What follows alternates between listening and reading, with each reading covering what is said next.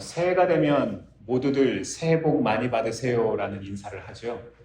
참 특이하게도 대한민국 사람들은요, 두 번 새해 인사를 합니다. 언제 하죠? 양력설에 한 번 하고 음력설에 한 번 합니다.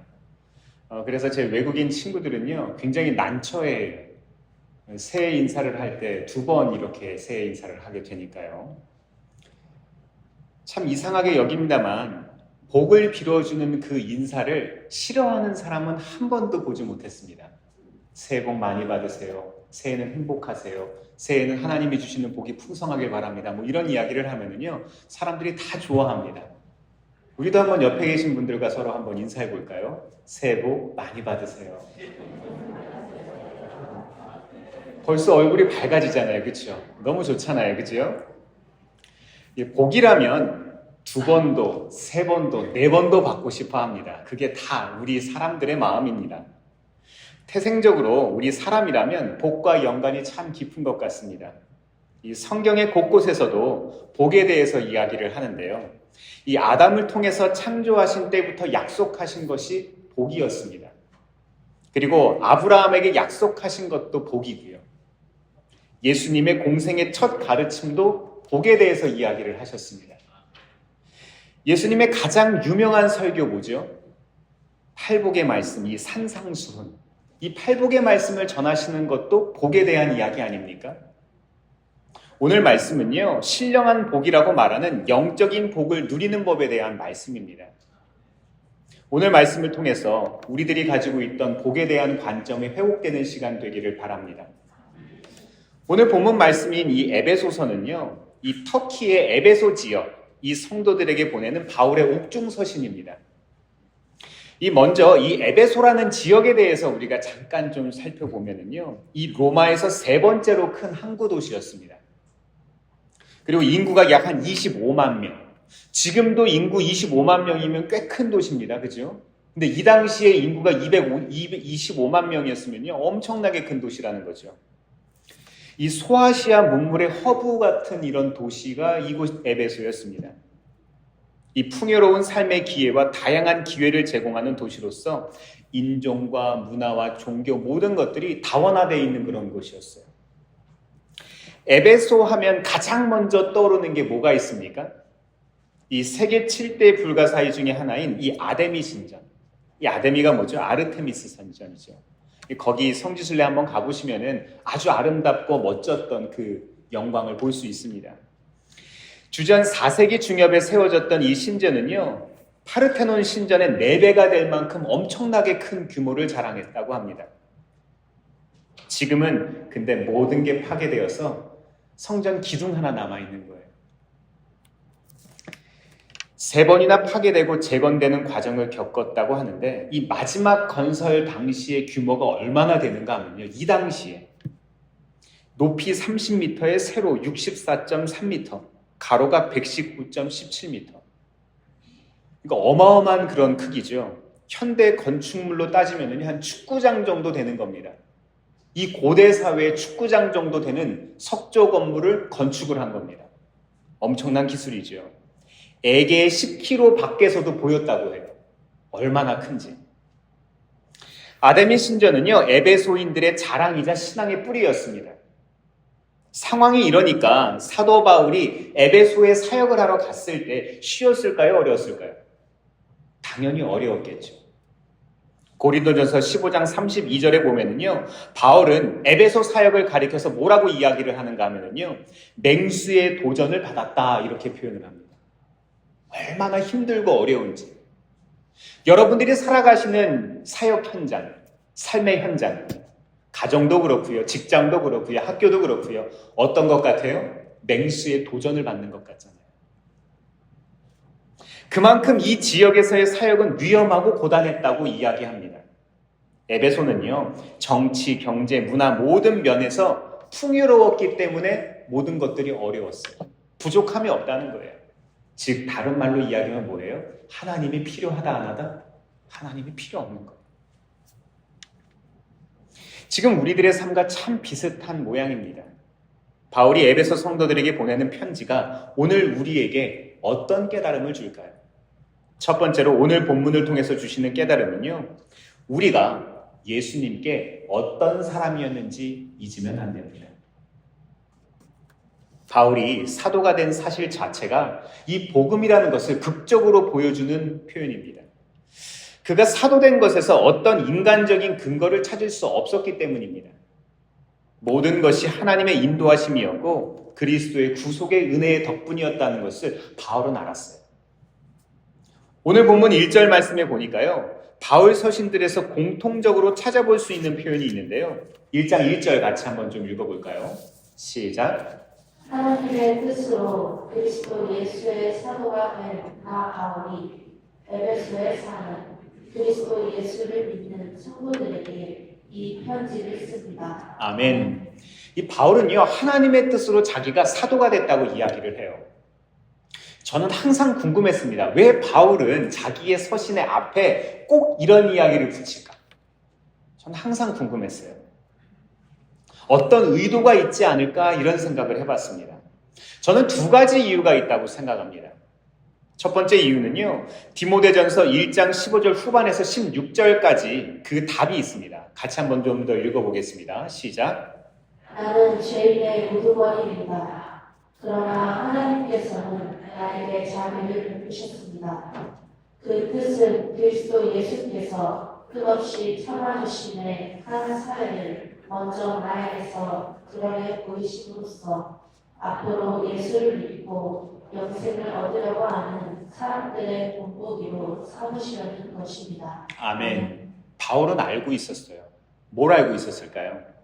거듭나기 전에 내가 예수님께 어떤 사람이었는지, 내가 초대교회 공동체 성도들에게 어떤 사람이었는지 그것을 잊지 않고 있던 겁니다.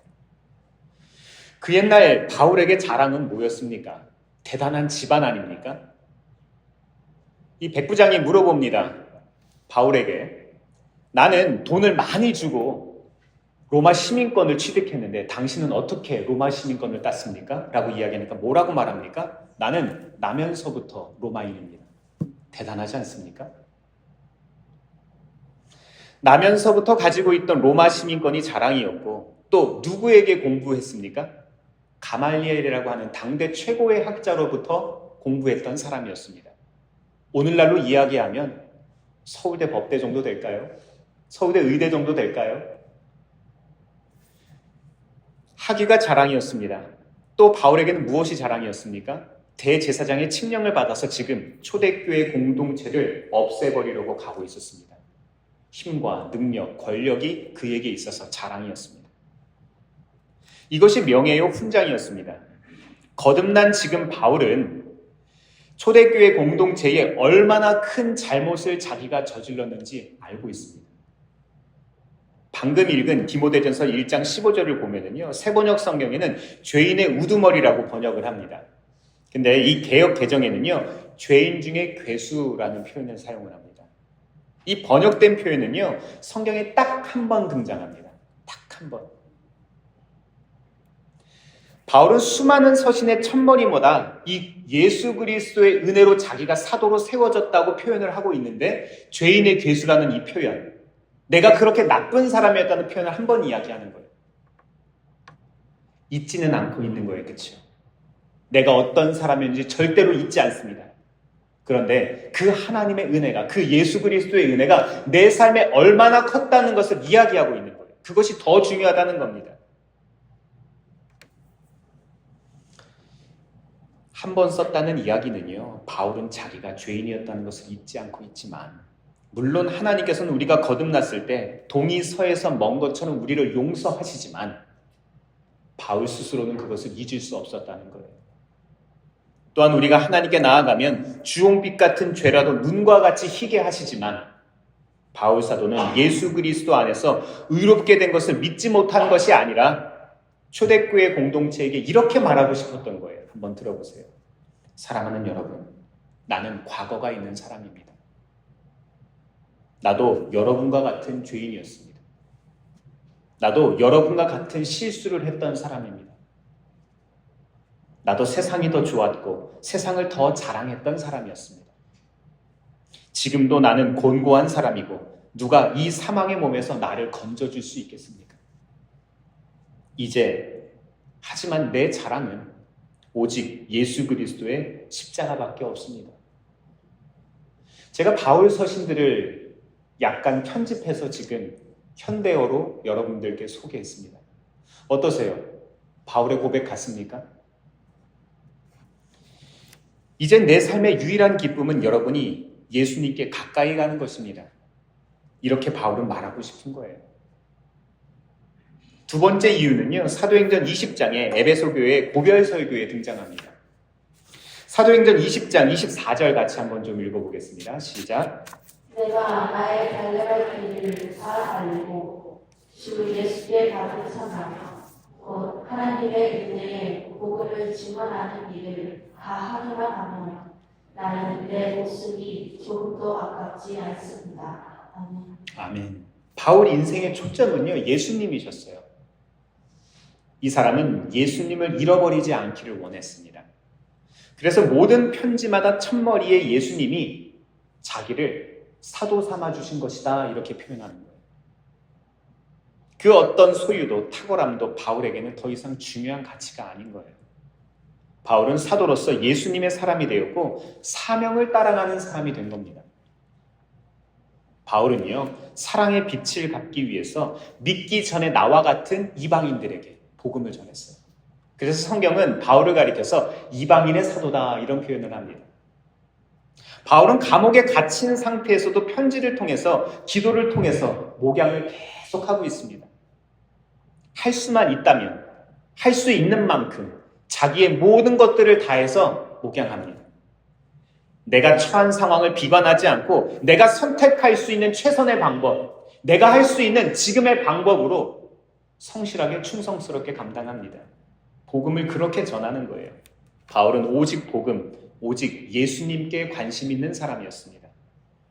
감옥에 있는 바울이 감옥 밖에 있는 무리들을 격려하고 있는 거예요.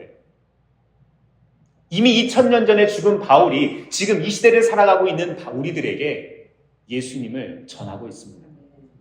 사랑하는 성도 여러분, 우리에게 이 마음이 회복되길 바랍니다. 이 초점이 우리에게 회복되기를 바랍니다. 때로는 삶이 맹수와도 같이 혹은 바울이 지금 갇혀있는 이 감옥과도 같이 우리를 가두더라도 때로는 삶이 너무 풍족해서 예수님을 잃어버리더라도 기억해내야 합니다. 우리의 삶의 한 절 한 절을 써내려 갈 때마다 시작할 때마다 우리는 다시 한번 다짐하고 다시 한번 써야 되는 거예요. 하나님의 뜻으로 그리스도 예수의 사도가 된 나. 누구라고요? 나예요, 나. 우리 모든 사람들. 우리 한 사람 한 사람들이 바울과 같은 고백을 할 수 있기를 바랍니다. 두 번째로 오늘 본문을 통해서 주시는 깨달음은 뭘까요? 하나님의 계획대로 주신 이 신령한 복은요, 예수님 그 자체입니다. 3절 말씀 같이 한번 읽어보겠습니다. 시작. 우리 주 예수 그리스도의 아버지이신 하나님을 찬양합시다. 하나님께서는 그리스도 안에서 하늘에 속한 온갖 신령한 복을 우리에게 주셨습니다. 아멘. 신령한 복이 있다는 거 믿으십니까? 점집에 가면 신령한 복을 얻으러 갑니다. 그렇죠? 신통한 사람들, 신이 내린 사람들, 이런 사람들이 있다고 현수막 붙어 있더라고요. 가끔 진짜로 용한 무당들도 있어요. 자기들은 해결 안 되니까 교회를 가세요라고 하는 분들도 가끔 계시더라고요. 들은 얘기입니다. 제가 가본 것이 아니라. 3절 말씀 한번 읽어보도록 하겠습니다. 다시 한번 읽어볼게요. 시작. 우리 주 예수 그리스도의 아버지이신 하나님을 찬양합시다. 하나님께서는 그리스도 안에서 하늘에 속한 온갖 신령한 복을 우리에게 주셨습니다. 아멘. 이 복이 어떤 신령한 복입니까? 우리가 받은 신령한 복, 누구로부터 온 복입니까? 예수님. 우리가 받은 이 복이 예수님 그 자체라는 것을 우리는 알 수 있습니다. 이어서 4절 말씀 제가 읽어드리겠습니다. 하나님은 세상 창조 전에 그리스도 안에서 우리를 택하시고 사랑해 주셔서 하나님 앞에서 거룩하고 흠이 없는 사람이 되게 하셨습니다. 여기서 세상 창조 전에 해당하는 헬라어는요, 프로카타볼레스 코무스라는 말입니다. 이 말은 뭔가 하면은요, 세상의 기초가 놓이기 전에라는 뜻입니다. 세상이 시작되기 전에, 창조되기 이전이라는 이야기죠. 바울 서신에서 유일하게 여기만 등장하는 표현입니다. 바울이 이 표현을 사용한 이유는요, 특별히 강조할 일이 있어서입니다. 한 번만 사용했다는 것. 시간이 창조되기 전부터 하나님의 선택, 하나님의 계획이 있었다는 거예요. 누구를 통한, 누구를 위한, 누구에게? 우리들에게. 우리를 택하시고 사랑하셨다는 그 선택, 하나님의 그 선택이 창조 전부터 있었다는 것을 뜻합니다. 그리고 그 사랑이 우리를 거룩하고 흠이 없는 사람이 되게 하셨다는 거예요. 이 얼마나 놀라운 사실입니까? 우리가 우리 스스로를 보아도 만족스럽지 않은데 완전하신 하나님께서는 우리를 완벽하게 사랑하실 계획, 그 계획을 창세 전부터 세워놓으셨다는 거예요. 사랑하는 성도 여러분, 일상 속에서 지치셨습니까? 혹시 낙심하셨습니까? 화가 나시는 일이 있습니까? 불편하신 일이 있으세요? 저도 불편한 일이 있어요. 지난주에 교회 카페, 이 로뎀 카페 음향 공사를 하는데 뭔가 좀 맞지 않습니다. 그것 때문에 지금 전체 시스템까지 문제가 생겼어요. 제 마음이 굉장히 불편합니다. 그래서 예배 시작하기 전에 하나님께 기도했어요. 하나님, 내 마음을 다스려 주세요. 내 마음을 살펴주세요. 예수님의 이름으로 고백도 했어요.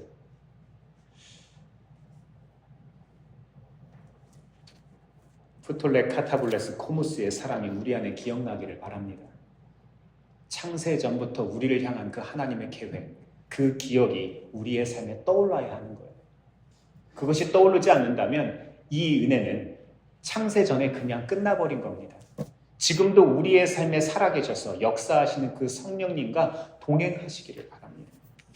우리는 시간이 창조되기 전부터 사랑받은 사람들이기 때문입니다. 우리 안에 그 사랑의 증거가 살아있음을 믿으시기를 바랍니다. 사랑의 증거 자체이신 신령한 복, 그 자체이신 예수님, 보혜사 성령으로 지금도 우리와 함께 하심을 믿으시기를 바랍니다.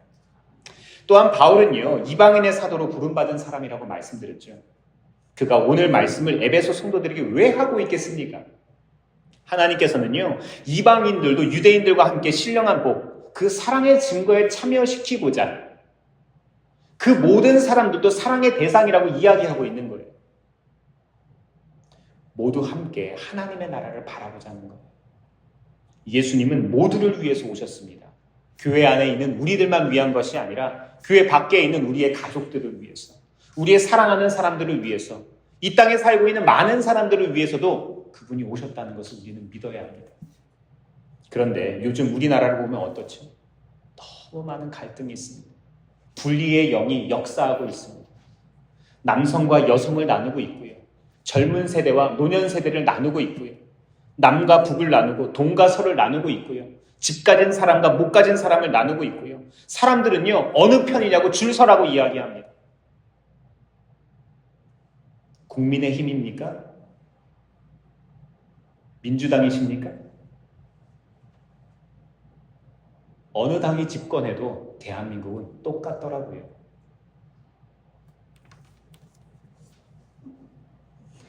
많은 쪽에 줄 서면 안심되십니까?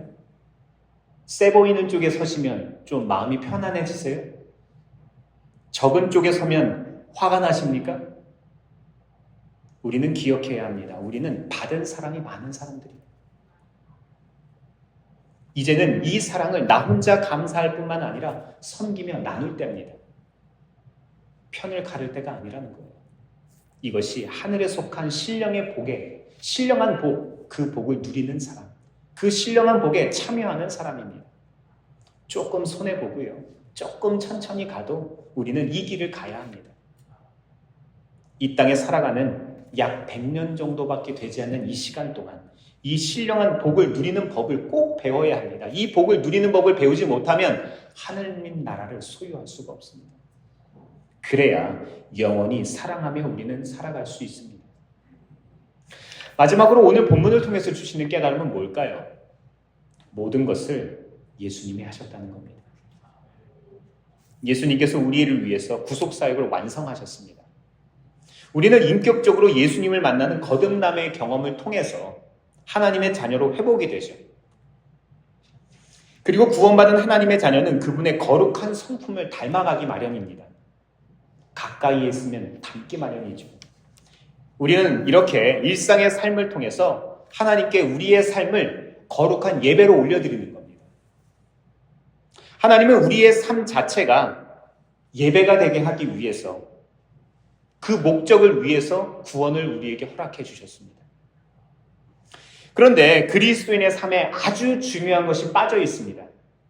많은 성도들이 이 부분을 놓치고 살아요. 우리에게 가장 중요한 것은요, 하나님께 무엇을 해드리는 게 아니에요. 그분의 거룩한 성품을 닮아가는 것이 가장 중요합니다.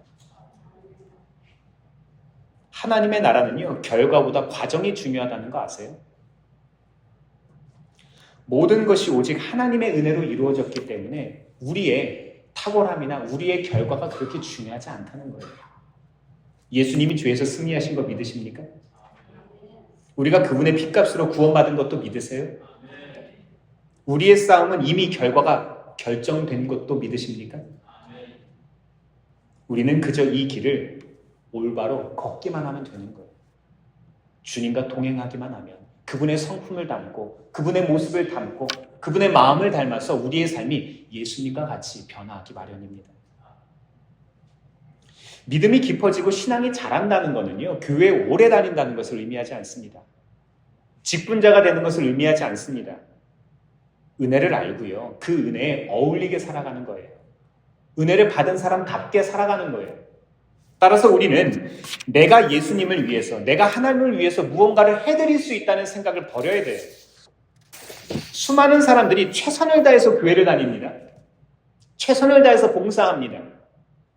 최선을 다해서 하나님을 섬긴다고 하지만 실패를 경험합니다.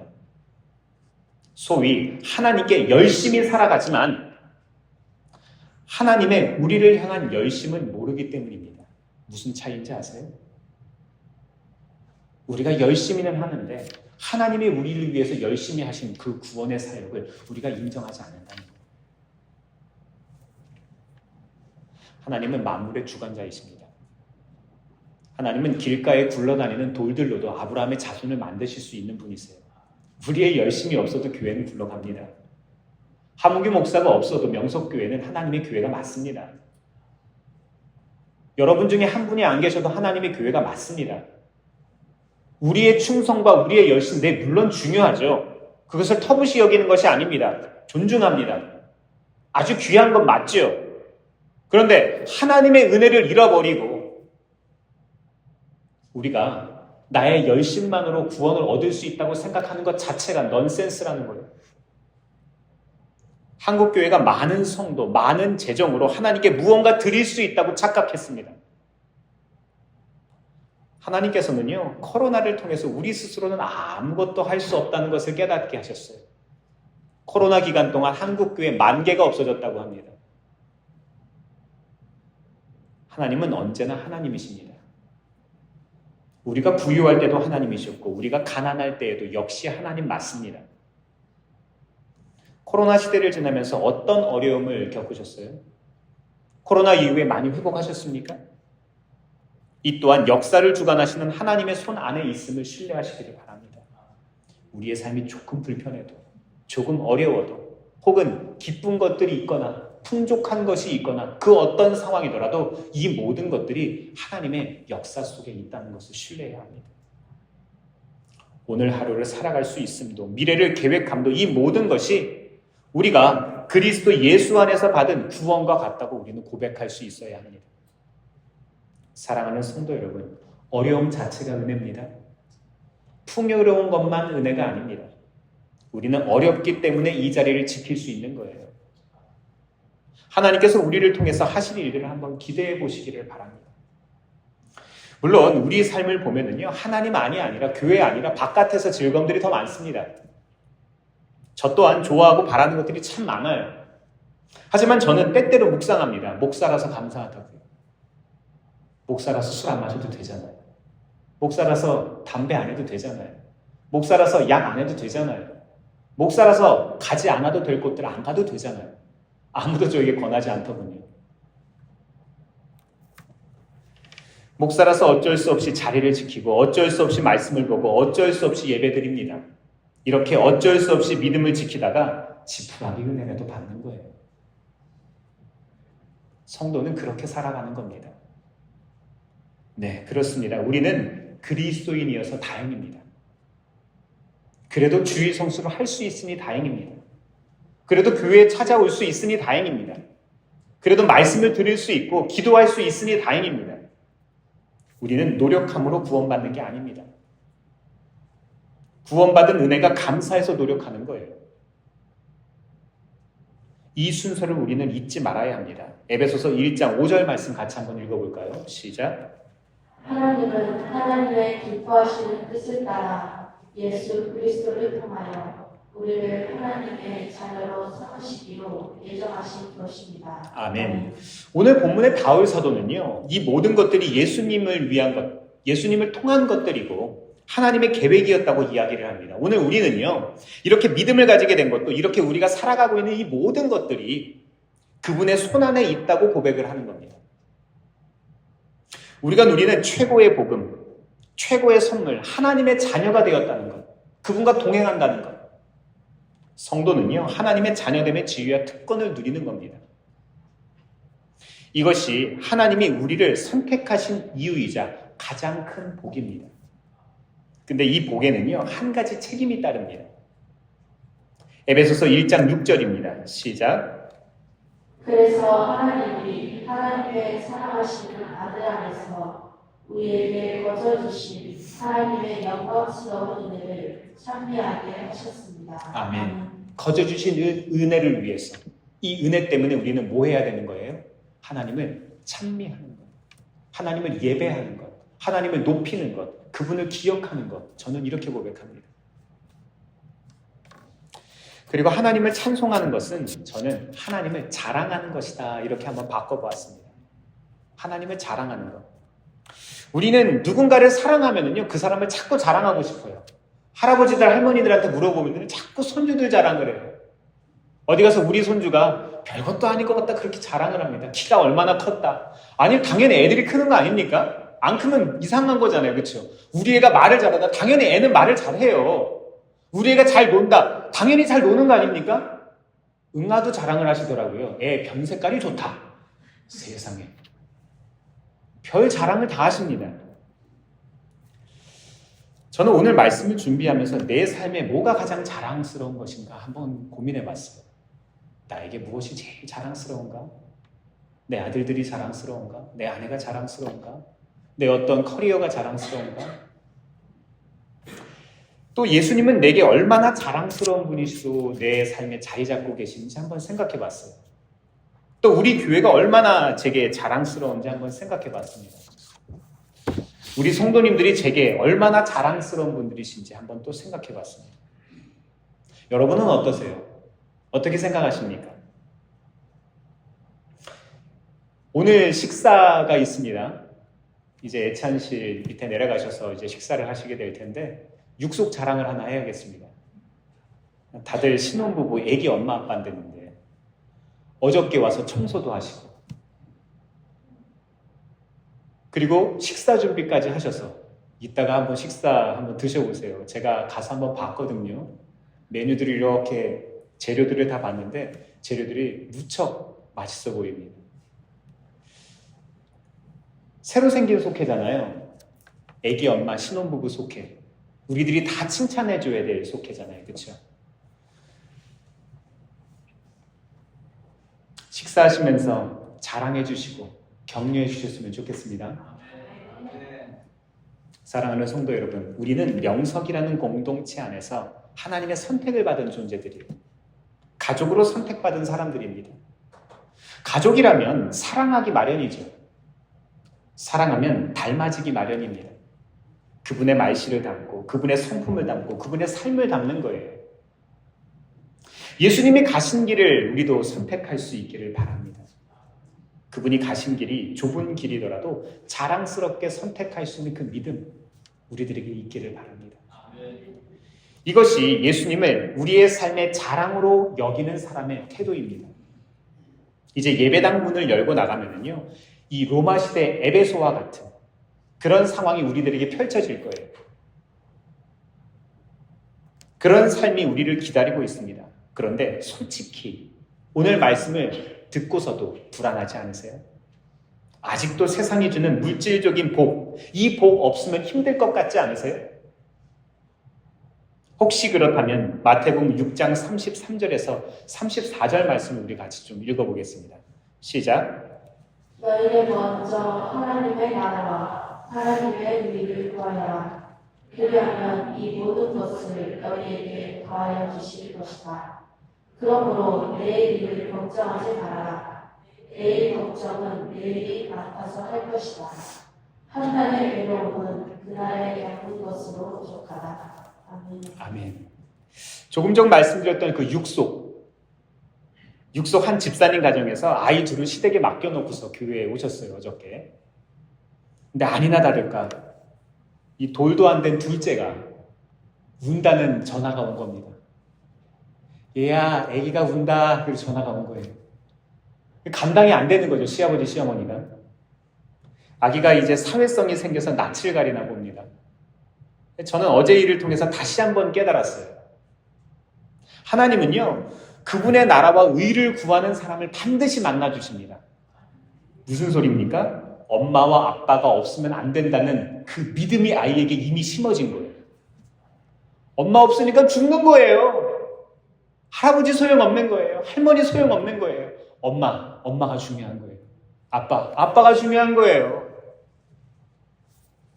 34절 말씀처럼 내일 일을 걱정하지 않는 사람이란 뭡니까? 하나님께 전적인 믿음이 있는 사람을 뜻합니다. 내 엄마가 없으면 안 된다는 믿음, 내 아빠가 없으면 죽는다는 그 믿음, 이게 내일 일을 걱정하지 않는 사람의 믿음입니다. 에베소서 1장 2절에서 사도 바울은 우리를 이렇게 격려합니다. 우리 아버지 하나님과 주 예수 그리스도께서 내려주시는 은혜와 평화가 여러분에게 있기를 빕니다. 사랑하는 성도 여러분, 우리에게 이 믿음을 하나님께서 내려주셨습니다. 그리스도 예수의 평강이 지금 우리를 다스리십니다. 참 은혜와 평화는요, 우리가 노력하는 것이 아니라 내려오는 거예요. 하나님이 주시는 거예요. 에베소와 같은 시대, 풍요 속의 빈곤과도 같은 이 시대를 살아가는 우리들에게 하나님께서 예수님을 보내주셨습니다. 그리고 예수님이 우리의 자랑이 되십니다.